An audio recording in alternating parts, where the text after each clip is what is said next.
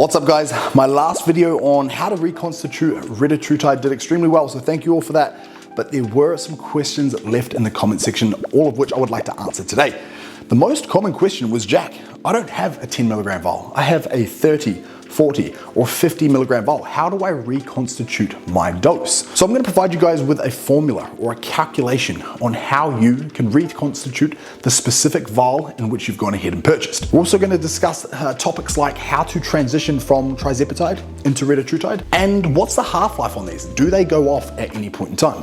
Now, a real quick recap for anyone jumping in fresh. Reconstitution is your powder plus bacteriostatic water, which equals your injectable solution. Now, bacteriostatic water isn't just sterile water. It has a touch of benzyl alcohol, which stops bacteria growing once the vial is open. Now, if you need a step-by-step example of how to draw the water up and dissolve the powder gently, I've explained that in detail in my last video, which I'll link for you guys in the description below. But today, we're gonna dive straight into the maths because that's where everyone's struggling. Now, in the last video, I used a 10 milligram Retatrutide vial, which I concentrated it with 1 ml of bacteriostatic water, which gave us 1 milligram per 10 units. Now, the maths on this is very simple, and we can apply it to 10, 20, and 30 milligram vials, anywhere realistically from 10 to 30 milligrams. Reta dose divided by back water equals concentration.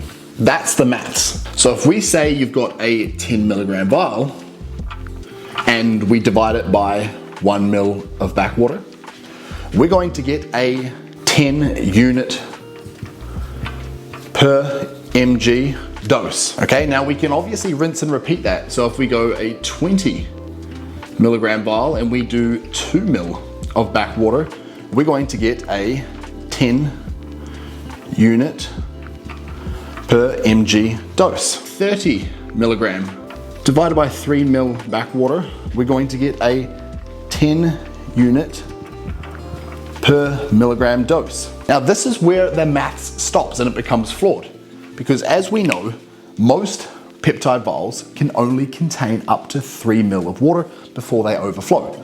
So if you've got anything over a 30 milligram vial, that's where we need to adjust our maths. So anything over a 30 milligram vial, let's use 40 for example, so 40 milligrams, we're gonna double the concentration by halving the amount of water we put in per milligram. So instead of doing a 1-to-1 like we've got 30 milligrams to 3 ml, we're gonna go 40 milligrams to 2 ml, which now means we're gonna have 5 units per milligram. If we go a 50 milligram vial and we do 2.5 ml, we're going to again have 5 units per milligram. Really, really simple math. Now for those of you who are wondering, Jack, what's 10 units? It's important for us to reference an insulin needle. As you can see, the insulin needle goes all the way through to 100 units. So 100 units equates to 1 ml of water. If we put 1 ml, which is this entire 100 unit insulin syringe, into a 10 milligram vial, that means that this entire needle is now going to be 10 milligrams. So it's really simple to just break 100 up into tens. This here would be 9 milligrams, 8 milligrams, 7 milligrams, 6 milligrams, 5 milligrams, 4 milligrams, 3 milligrams, 2 milligram, and 1 milligram. Most common insulin syringes come in 100 units. A full insulin syringe at 100 units equals 1 ml. So if we go ahead and we put 1 ml or 100 units into 10 milligrams, it works exactly like this.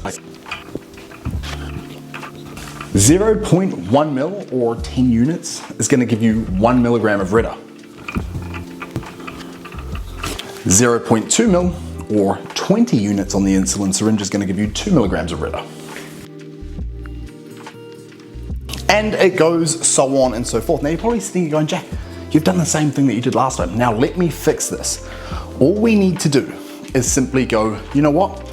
If you're going to have a 20 milligram vial, all you need to do is change your 1 to a 2, which is also going to be 2 complete insulin syringes, or otherwise known as 200 units, And then guess what? Your math is the exact same. But Jack, what if I have a 30 milligram vial? That's okay. We will again change our number here, and we're gonna max the vial out at 3 mil, or in other words, 3 complete full 100 unit insulin syringes. And we then, with our 30 milligram vial, have the exact same maths.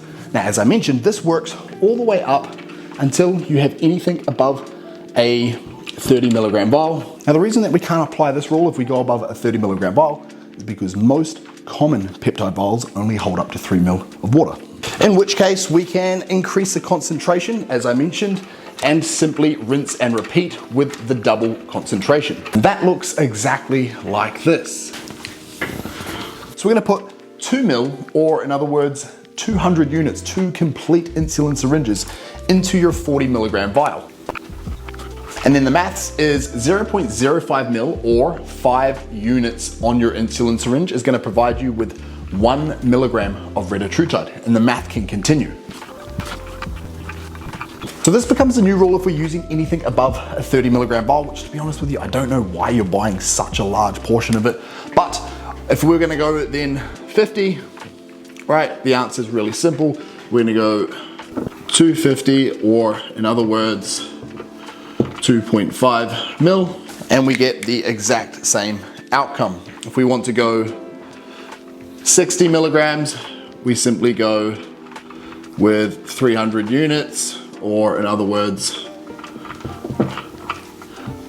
3 mil, and we get the exact same outcome. If you click in the link below, there is going to be a calculator for you to figure out exactly all this maths here, so you don't have to sit here and listen. Now, this last bit I really want to hammer home because you guys seem to be getting very confused in the comment section. If you have a 30 milligram vial, it does not matter how much water you put into that vial, it will always be 30 milligrams. All the water's going to do is change how strong the concentration is per unit. The more water you use, the lower the concentration, the larger the water volume per injection. Less water means a higher concentration and a lower water volume per injection. Now, whether you run a higher or lower dose is usually individualized, and it's largely going to be based around exactly what your dose is, your injection frequency, and what maths makes the most sense for you. Right, so a lot of you asked exactly how this looks on a syringe. Now, this is your standard 100 unit 1 mil insulin syringe. If you're on a vial 30 milligrams or under, we can utilize the 10:1 ratio that I just showed you.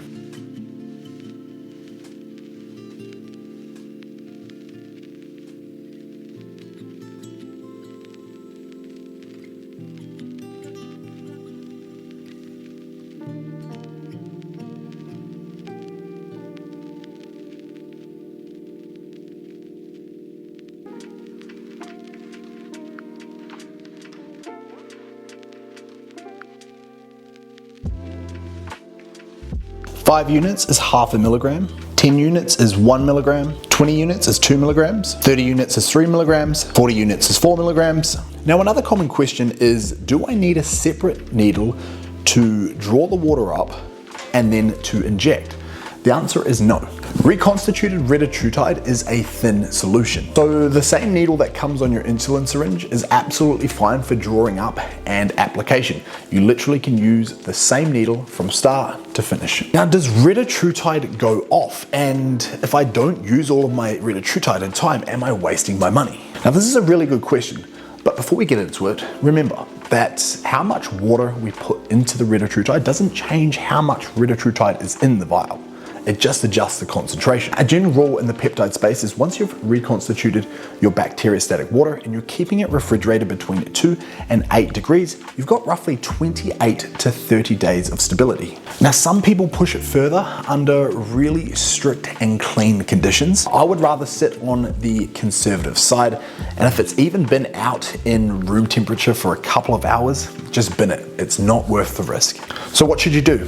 Well, if you've done the maths and you know that a vial is going to last you 2 to 3 months, you've got two options. Option one, very fucking simple, and to me, It's a no-brainer. Buy a smaller dosed vial that you know you're going to be able to utilize in the 28 to 30 day period. Option 2, if you've already got a larger vial, reconstitute it, then immediately split it down into each singular dose and freeze those. And then only thawing one at a time as you need it. Now it's less ideal, but it's a pretty common workaround for this exact situation. Now another really common question I get is people wanting to move from Mounjaro or Tirzepatide and transition into the use of Retatrutide. Now I'm going to give you a general case of it, but this one does really depend on your individual case. Don't go stacking your last Mounjaro or Tirzepatide dose straight on top of a strong starting Retatrutide dose. Now Tirzepatide specifically roughly has a 5-day half-life. So realistically, there's still a solid amount in your system 1 to 2 weeks after your last shot, which is why I would start low with your Retatrutide dose. I would be thinking around the 2 milligram mark,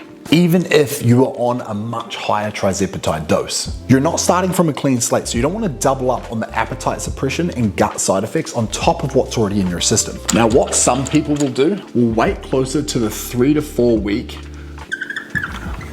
washout mark so they can actually just start fresh on the Reta dose, especially if you're coming off a higher Tirzepatide dose. Either way, my suggestion is always going to be to start low and slowly titrate up, or in other words, start low and go slow.